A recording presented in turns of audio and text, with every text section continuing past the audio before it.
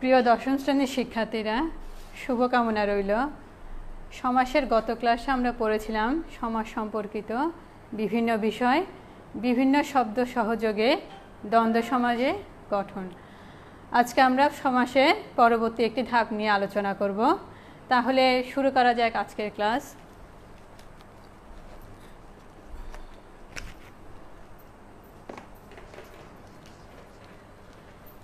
শিক্ষার্থীরা, গত ক্লাসের মতো তোমরা খাতায় নোট করা শুরু করো। আমরা প্রথমে একটা উদাহরণ লিখি। পূর্ণ যে ভূমি, পূর্ণভূমি। শিক্ষার্থীরা, মনে আছে প্রথম ক্লাসে বলেছিলাম যে পূর্বপদ এবং পরপদের কথা। তাহলে এখানে আমরা দেখতে পাচ্ছি পূর্ণটা হচ্ছে পূর্বপদ, ভূমিটা হচ্ছে পরপদ। তাহলে শিক্ষার্থীরা একটু চিন্তা করে বলো তো, এখানে কোন পদটা প্রাধান্য পাচ্ছে, অর্থাৎ কোন পদের অর্থে প্রাধান্যটা পাচ্ছে। তাহলে পূর্ণ যে ভূমি, আমরা ভূমিকে বোঝানোর জন্য এখানে ব্যবহার করছি পূর্ণ। তাহলে ঠিক বলেছো তোমরা, এখানে ভূমিটা হচ্ছে প্রাধান্য পাচ্ছে, অর্থাৎ পরপদ। তাহলে এখানে আরেকটা বিষয় দেখো, এই যে পূর্ণ যে ভূমি, এখানে ভিতর হচ্ছে পূর্ণটা হচ্ছে বিশেষণ আর ভূমিটা হচ্ছে বিশেষ্য। তাহলে আমরা অনুরূপভাবে আরও দুই একটা উদাহরণ দিচ্ছি। যিনি ডাক্তার, তিনি সাহেব। তাহলে কি হচ্ছে আমাদের সমাসবদ্ধ পদ ডাক্তার সাহেব। তাহলে এখানেও আমরা দেখতে পাচ্ছি আমাদের এই পরপদটা প্রাধান্য পাচ্ছে। তাহলে এই তিনি ডাক্তার তিনি সাহেবের মধ্যে ডাক্তারটা হচ্ছে বিশেষ্য,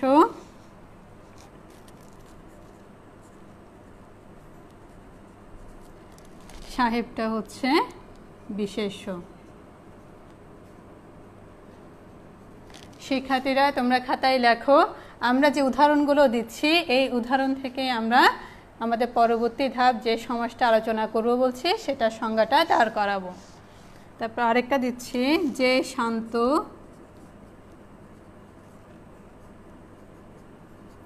সেই শিষ্ট। এটা হচ্ছে সমাসবদ্ধ পদ শান্ত শিষ্ট। দেখো, তাহলে এখানে শিষ্টটা প্রাধান্য পাচ্ছে পরপদ, এখানে আছে শান্ত। এই দুইটাই হচ্ছে এখানে বিশেষণ, বিশেষণ। শিষ্টটাও হচ্ছে বিশেষণ। তাহলে আমরা বিশেষণ বলছি এ কারণে, শান্ত দিয়ে একটা গুণকে বোঝানো হচ্ছে, অর্থাৎ যার মধ্যে অস্থিরতা চঞ্চলতা কম, সে হচ্ছে শান্ত। আর শিষ্ট বলতে আমরা বুঝে নিচ্ছি যার মধ্যে ভদ্রতা, আচার আচরণ, ভদ্রতা, জ্ঞান সম্পন্ন, তিনি হচ্ছে শিষ্ট। তাহলে এই দুইটাকে আমরা বলছি বিশেষণ। তাহলে আমরা উদাহরণগুলোতে লক্ষ্য করছি, আমরা যে সমাসটা নিয়ে আলোচনা করছি সেটাতে পরপদে অর্থ প্রাধান্য পাচ্ছে এবং ব্যাস বাক্যগুলো গঠন হচ্ছে বিশেষণ, বিশেষ্য, বিশেষ্য, বিশেষ্য, বিশেষণ, বিশেষণ নিয়ে। তাহলে এ থেকে আমরা বলতে পারি, আমরা যে সমাসটা পড়তে যাচ্ছি সেই সমাসটা সংজ্ঞাটা ধরে এভাবে দাঁড়াচ্ছে, যে পদে বিশেষ্য ও বিশেষণ পদে গঠিত হয় এবং যে সমাসে পরপদের অর্থ প্রধান রূপে প্রতীয়মান হয়, সেটাই হচ্ছে কর্মধারয় সমাস। তাহলে শিক্ষার্থীরা, আমরা আজকে কর্মধারয় সমাসটা শ্রেণী বিভাগ সহ আলোচনা করব।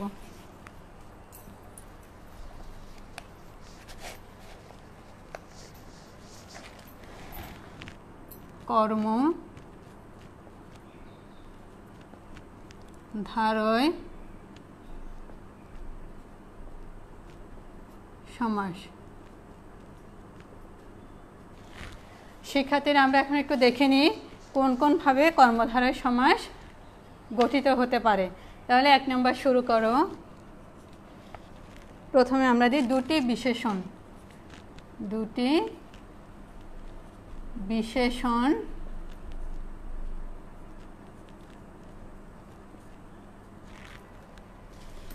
যদি একটি বিশেষ্যকে বোঝায়। সংজ্ঞাতে আমরা জিনিসটা পড়েছি। তাহলে দেখো দুইটা বিশেষণ আমাদের আনতে হবে, যা লাল তা সবুজ। তাহলে একটি বিশেষ্য হয়ে গেল এখানে লাল সবুজ। তাহলে লাল সবুজ বলতেই আমাদের মনে পড়ে আমাদের সেই 30 লক্ষ শহীদের আত্মদানের ফলে আমরা যে জাতীয় পতাকা অর্জন করেছি, সেই লাল সবুজে আমাদের প্রিয় পতাকার কথা। তাহলে এই দুইটা বিশেষণ মিলে একটা বিশেষ্য হলো লাল সবুজ। দুটি বিশেষ্য মিলে দুটি বিশেষ্য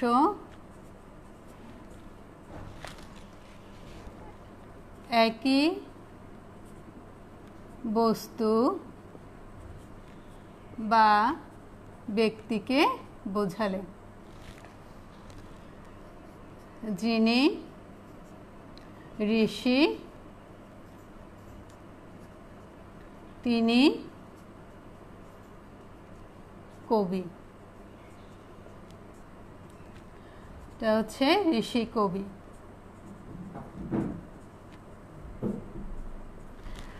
আমরা প্রাচীন সময়টাতে দেখি যারা মুনি ঋষি ছিলেন তারা বিভিন্ন যে পদ্য রচনা করতেন, তার পাশাপাশি তাদের যে নিজস্ব ঋষি জীবনের যে ধর্মীয় কাজকর্মগুলো আছে সেগুলো পালন করতেন।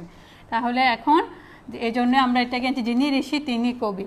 তাহলে আসলো ঋষি কবি একই ব্যক্তিকে বোঝানো হচ্ছে দুটি বিশেষণের মাধ্যমে, অর্থাৎ ঋষি এবং কবি। তৃতীয়টা দেখো, কাজের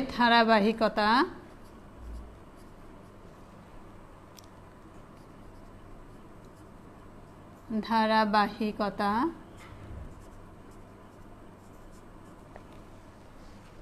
বোঝাতে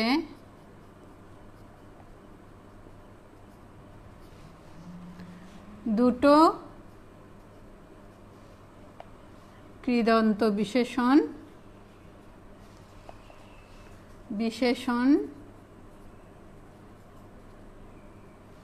পদে কর্মধারয় সমাস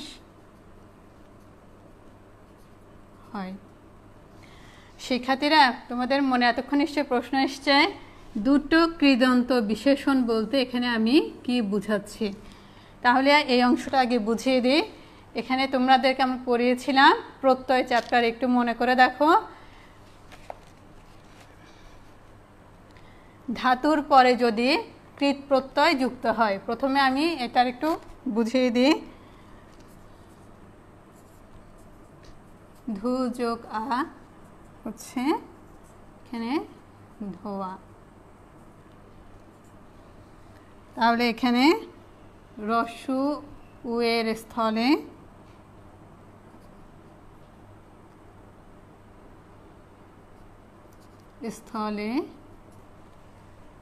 ও হবে। আরেকটা যদি দিই মুজ যোগ আ হচ্ছে মোছা, এটাও একই নিয়মে পড়ছে। তাহলে দেখো ধাতুর পরে যে কৃৎ প্রত্যয় যুক্ত হয়ে হলো ধোয়া, তাহলে রস্যু উর জায়গা থেকে হয়ে গেল ও, আর রস্যুর জায়গায় একইভাবে হয়ে গেল ও। তাহলে ধাতুর পরে যে কৃৎ প্রত্যয়টি যুক্ত হয় সেটাকে আমরা বলবো কৃদন্ত বিশেষণ। এখন এখানে বলা হচ্ছে কাজের ধারাবাহিকতা বোঝাতে কৃদন্ত বিশেষণ পদে কর্মধারয় সমাস হয়। তাহলে এখানে আগে এখানে তাহলে কি দাঁড়াচ্ছে? কাজের ধারাবাহিকতা। তাহলে আগে ধোয়া পরে মোছা। তাহলে উদাহরণটা আমরা লিখতে পাচ্ছি,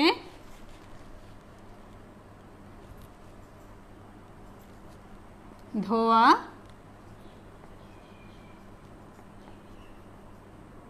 মোছা। তাহলে তোমার ধারণাটা পরিষ্কার হয়েছে। কাজের ধারাবাহিকতা, আগে ধুতে হবে তারপরে সেটা মুছতে হবে। তাহলে কাজের ধারাবাহিকতা বোঝাতে দুটো কৃদন্ত বিশেষণ পদে কর্মধারায় সমাস হয়। আর কৃদন্ত বিশেষণ কোনটাকে আমরা বলছি?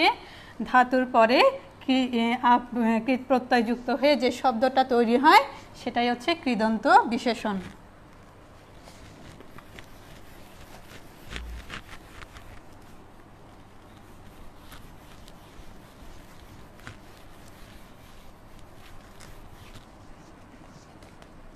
এরপরে 4 নম্বরটা তোমরা লিখে নাও, যখন তোমরা বই পড়বে তোমরা মিলিয়ে নিলে তোমাদের সহজ লাগবে। তাহলে দেখো 4, পূর্বপদে যদি পূর্বপদে স্ত্রীবাচক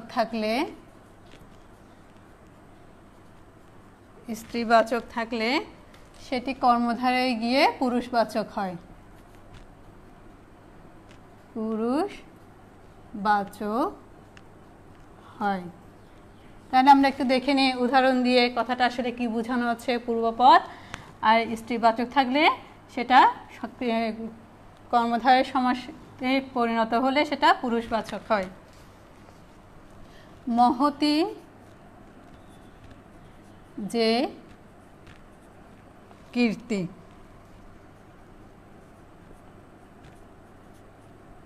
হবে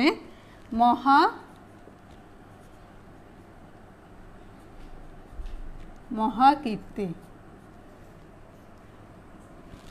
আরেকটা দিচ্ছি, সুন্দরী যে লতা, সুন্দরী যে লতা হবে সুন্দরলতা।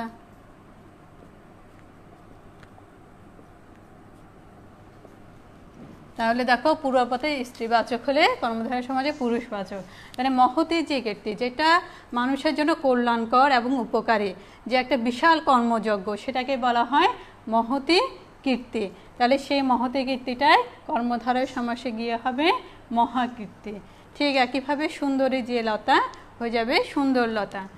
শিক্ষার্থীরা লিখে নিচ্ছ তো?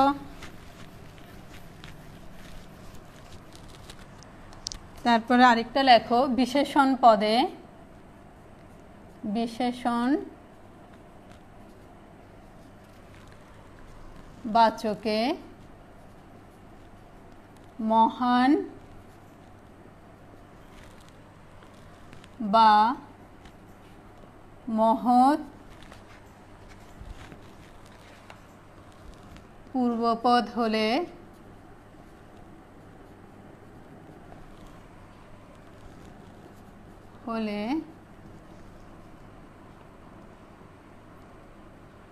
কর্মধারয় সমাসে কর্মধারয়ে হবে মহা।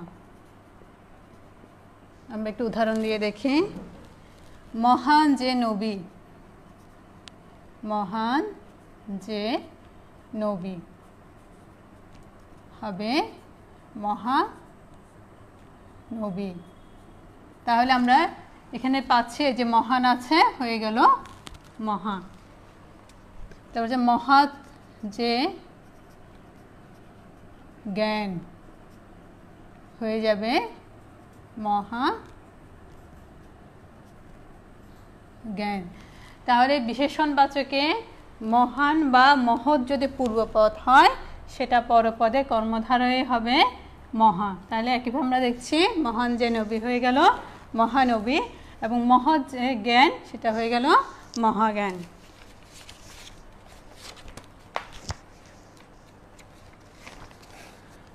এরপর একটু দেখো, পূর্বপদে যদি কুবিশেষণ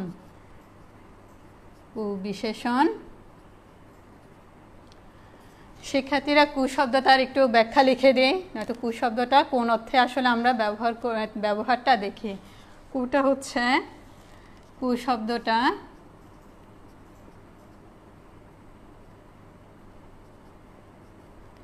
খারাপ অর্থে, খারাপ অর্থে ব্যবহৃত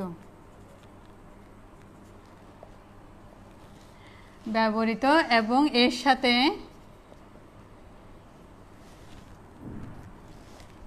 সাথে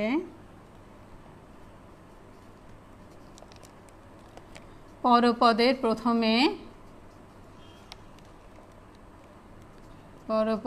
প্রথমে স্বরধ্বনি থাকলে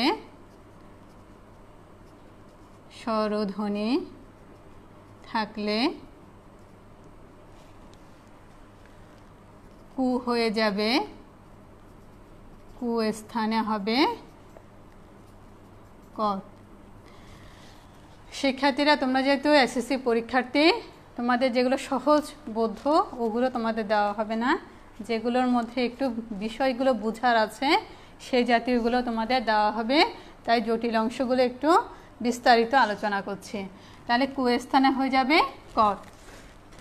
এখানে দেখো আমি লিখছি, কু যে অর্থ সেটা হচ্ছে কদর্থ, কু যে আচার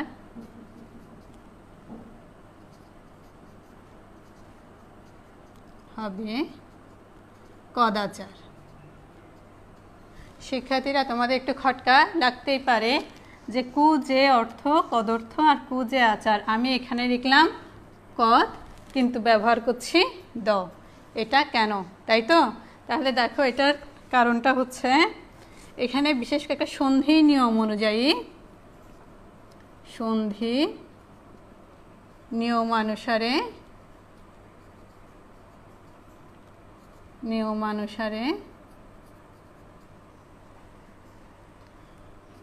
ক এর পর দ হয়েছে। এই অংশটা একটু নোট করে রাখো, তাহলে তোমাদের পড়ার সময় মনে আর কোনো প্রশ্ন আসবে না। কেন, যেহেতু বলছে যে কু বিশেষণের পরে পরপদে প্রথমে স্বরধ্বনি থাকলে, এই যে স্বরধ্বনি আছে, স্বরধ্বনির পরে থাকলে সেখানে কু স্থানে হবে কদ, কিন্তু যখন আমরা ব্যাস বাক্য তৈরি করে যখন সমাসবদ্ধ পদে পরিণত করছি সেখানে লেখা হলো যে দ। লেখার কারণটা হলো সন্ধির নিয়ম অনুসারে ক এর পরে দ ব্যবহার হয়।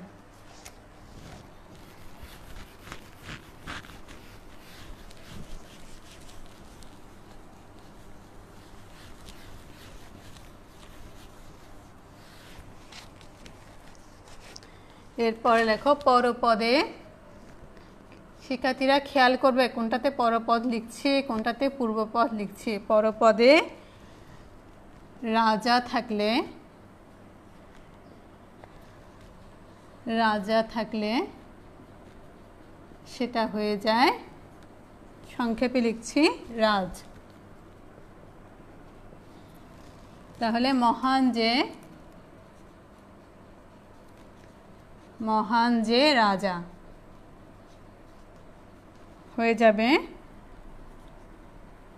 মহারাজ। তাহলে দেখলে এখানে পরপদে আমরা কি দেখছি, রাজা আছে, হয়ে গেল রাজ। আটে দেখো বিশেষণ ও বিশেষ্য পদে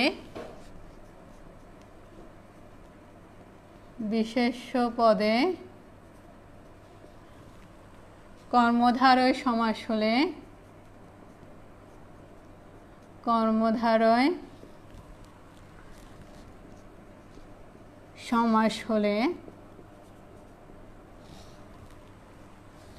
কখনো কখনো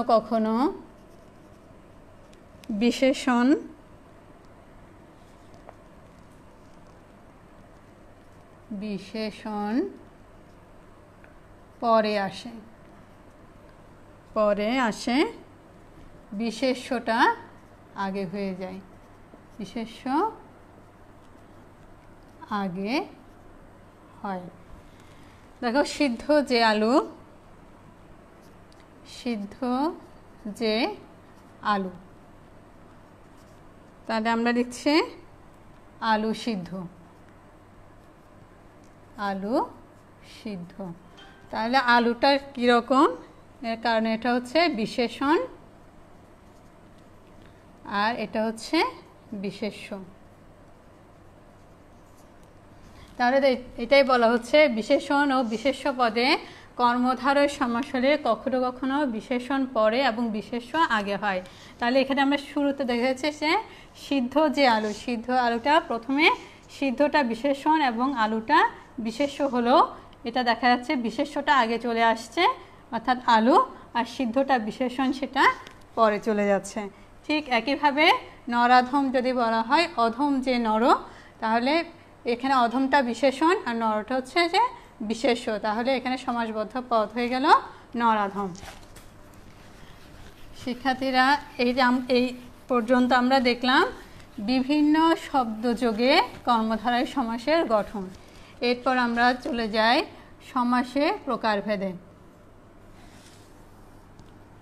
প্রকারভেদটা হচ্ছে প্রথমে দেখো মধ্য পদলোপী,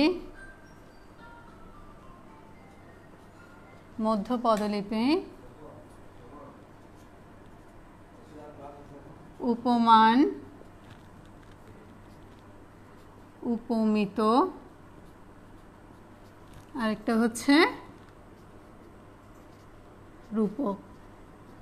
তাহলে শিক্ষার্থীরা আমরা প্রথমে আগে এই অংশটা একটু আলোচনা করে দিই। মধ্য পদলোপী, এখান থেকেই কিন্তু আমরা যে বুঝতে পারছি এই প্রকারভেদের মধ্যে কিন্তু সংজ্ঞাটা রয়ে গেছে, অর্থাৎ মধ্যপদ লোপ পাবে অর্থাৎ বিলুপ্ত হয়ে যাবে। আমরা একটা উদাহরণ দেখি, শিক্ষা বিষয়ক মন্ত্রী, শিক্ষা বিষয়ক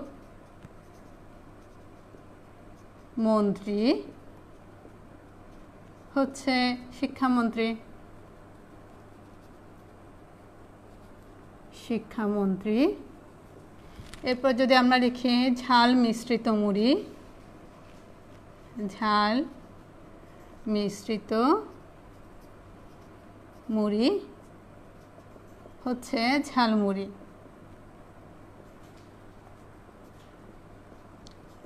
শিক্ষার্থীরা আমাদের সবার একটা প্রিয় খাদ্য হচ্ছে ঝালমুড়ি, তাই তো? তাহলে এখন ঝাল মিশ্রিত মুড়িটা হচ্ছে ঝালমুড়ি। তাহলে এখান থেকে এই যে এই পদগুলো লোপ পেয়ে যাবে, লোপ পেয়ে যাওয়াতে এটা হয়ে যাবে মধ্য পদলিপি কর্মধারয় সমাস। তাহলে কি দাঁড়াচ্ছে, শিক্ষা বিষয়ক মন্ত্রী হচ্ছে শিক্ষামন্ত্রী আর ঝাল মিশ্রিত মুড়িটা হচ্ছে ঝালমুড়ি। শিক্ষার্থীরা এতক্ষণ আমরা বিশেষ্য, বিশেষণ এবং পরপদের প্রাধান্যের ভিত্তিতে কর্মধারয় সমাসগুলো দেখছি। আমাদের যে বাকি তিনটা আছে, এই তিনটা বোঝার জন্য আমাদের একদম পরিষ্কারভাবে বুঝে নিতে হবে এই তুলনা শব্দটি। এই শব্দটি তোমরা ভালোভাবে না বুঝো, দেখা যায় উপমান এবং উপমিতর ভিতরে একটা দ্বন্দ্ব লেগেই যায় যে কোনটা না কোনটা হবে। তাহলে দেখো একদম ধীর স্থিরভাবে বুঝে নেবে এখানে আমি কি বোঝাতে চাইছি। প্রথমে একটু লেখো উপমান বলতে কি বোঝায়। যার সাথে তুলনা করা হয়, আর উপমেয়টা হচ্ছে উপমেয় যাকে তুলনা করা হয়।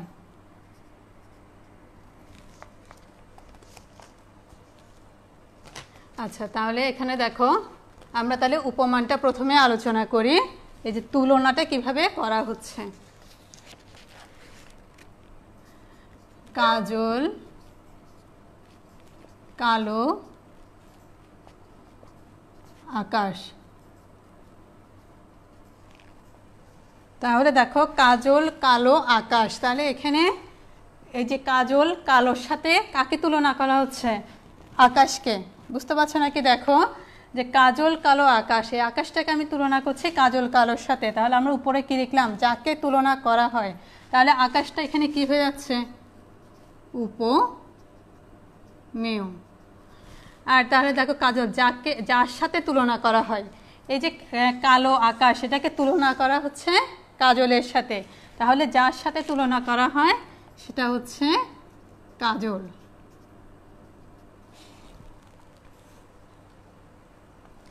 আর যে সাধারণ গুণ, এখানে একটা দেখা যাচ্ছে কালো, অর্থাৎ কাজলও কালো আকাশও কালো, এটা হচ্ছে উপমান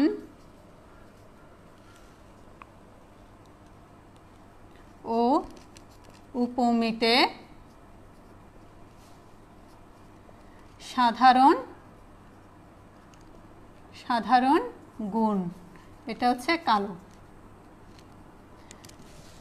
শিক্ষার্থীরা, আশা করছি তোমাদের এই তুলনা শব্দটা, যে উপমান এবং উপমেয় এই শব্দের সাথে যে কিভাবে ব্যবহার হচ্ছে, এই যে এই ধারণাটা তোমাদের পরিষ্কার হয়েছে। অর্থাৎ আমরা যার সাথে তুলনা করব তাকে বলবো উপমান, আর যাকে তুলনা করব তাকে বলবো উপমেয়।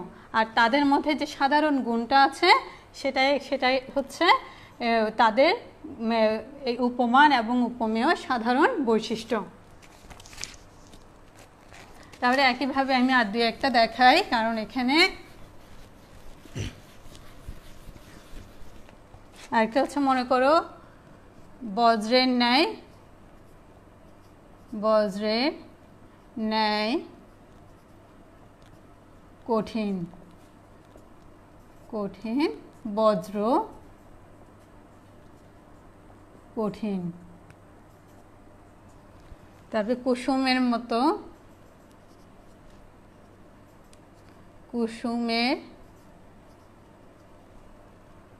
মতো কোমল হচ্ছে কুসুম কোমল। তাহলে দেখো এখানে বজ্রের ন্যায় কঠিন, কুসুমের ন্যায় মতো কোমল। তা এখানে তাহলে আমরা সহজেই বুঝতে পারছি কোনটা কি হচ্ছে। তাহলে এই যে কঠিনটাকে আমরা তুলনা করছি কার সাথে? বজ্রের সাথে। তাহলে এখন আমরা যখন দেখো বজ্রপাত যখন হয় তখন যে একটা বিকট শব্দ হয় বা বিকট আলো হয়, তাহলে তার যে শক্তিটা, সেই শক্তিটাই কারোর সাথে তুলনা করা হচ্ছে। তিনি একজন বজ্র কঠিন ধরনের মানুষ, তাহলে ওনাকে তুলনা করা হচ্ছে। তাহলে যাকে তুলনা করা হচ্ছে সেটা হচ্ছে উপমেয়, আর যার সাথে তুলনা করা হচ্ছে কার সাথে? বজ্রের সাথে, জন্য হয়ে যাচ্ছে বজ্র কঠিন। তাহলে দেখো উপমান কর্মধারায় মনে রাখা একটা সহজ কিন্তু বুদ্ধি আছে। কঠিন, কোমল এগুলো সবগুলো হচ্ছে বিশেষণ, আর উপমেয়টা হচ্ছে, এইগুলো হচ্ছে উপমেয়। আর এটা হচ্ছে উপমান। আর হচ্ছে পরপদ হয় সব সময়, একটু খেয়াল করে দেখো, বিশেষণ। আশা করছি তোমাদের উপমান কর্মধারায় ধারণাটা পরিষ্কার হয়েছে। এখন চলে যাচ্ছে উপমিতর মধ্যে। দুটোই কাছাকাছি, কিন্তু অবশ্যই পার্থক্য আছে। তাহলে দেখো উপমিতটাতে আমরা বুঝব সাধারণ ধর্মটা বা সাধারণ গুণ অনুপস্থিত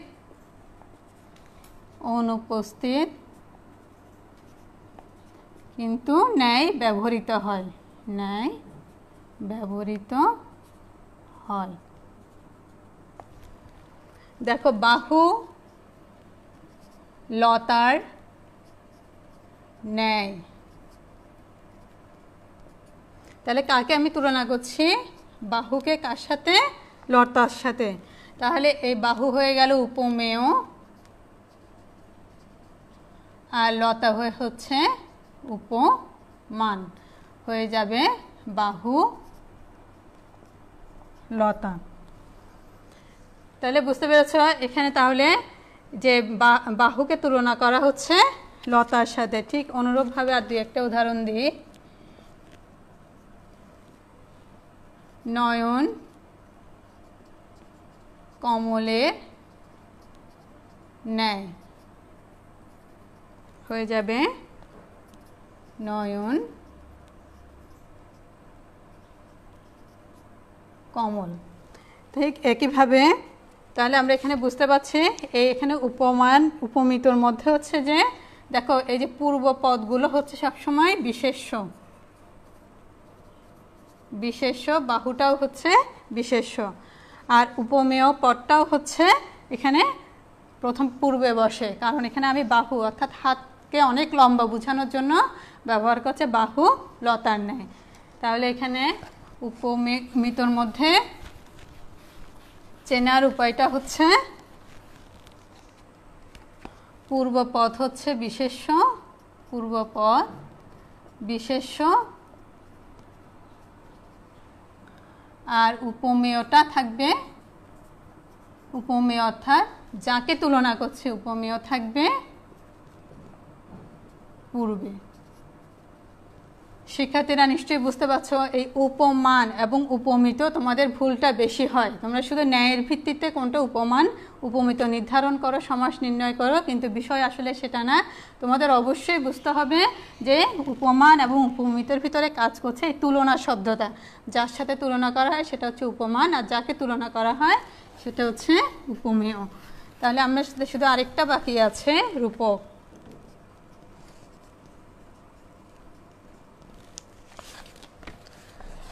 তো যদি আমি লিখি বিদ্যা রূপ রত্ন, বিদ্যা রত্ন, তারপর দেখো জ্ঞান রূপ আলোক হচ্ছে জ্ঞানালোক। এখানে ভিতরে এই জ্ঞানকে তুলনা করা হচ্ছে আলোর সাথে, তাহলে এটা এই জন্য হচ্ছে উপমেয়, আর আলোকটা হচ্ছে উপমান। অর্থাৎ তাদের এখানে যে অভিন্নতা রূপটা দিয়ে একই, মানে উপমেয় এবং উপমানকে এক অভিন্ন অর্থে ব্যবহার করা হচ্ছে রূপটা দিয়ে। শিক্ষার্থীরা তোমাদের মনে এখন প্রশ্ন আসতে পারে এটা কেন মধ্যপদলিপি কর্মধারায় হলো না? এখান থেকেও তো রূপটা চলে যাচ্ছে, তাহলে হয়ে যাচ্ছে বিদ্যারত্ন, এখান থেকেও রূপটা চলে যাচ্ছে, সেটা হয়ে যাচ্ছে জ্ঞানালোক। তাহলে মধ্যপদলিপিতে কোনো রূপ তুলনা নেই, কিন্তু রূপক কর্মধারার মধ্যে আমরা দেখছি বিদ্যাকে তুলনা করা হচ্ছে রত্নের সাথে এবং জ্ঞানকে তুলনা করা হচ্ছে আলোর সাথে। এই জন্য জ্ঞান রূপ আলোক হচ্ছে জ্ঞানালোক, বিদ্যা রূপ রত্ন হচ্ছে বিদ্যারত্ন। আশা করছি তোমাদের তাহলে মধ্যপদলিপি আর রূপক কর্মধারার মধ্যে যে জানার যে বিষয়টা আছে এটা তোমরা বুঝতে পেরেছ। তাহলে শিক্ষার্থীরা আমি বাসায় অনুশীলনের জন্য কিছু কাজ দিচ্ছি, এগুলো তোমরা অনুশীলন করবে এবং নিজেরা মিলিয়ে নেবে। তাহলে ব্যাস বাক্য তৈরি করে সমাস নির্ণয় করো। এটা হচ্ছে এক, সুনজর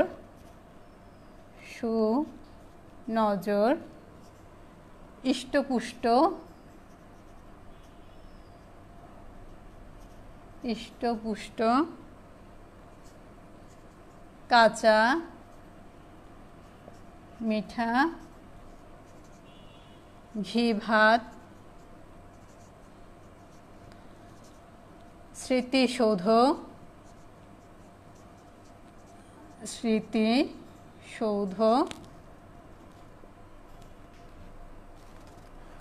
অরুণ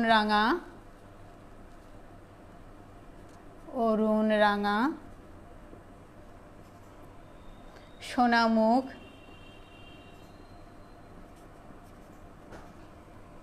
বীর পুরুষ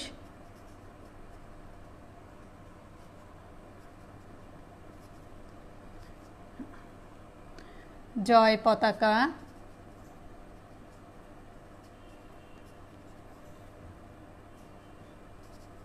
10 হচ্ছে সিংহাসন।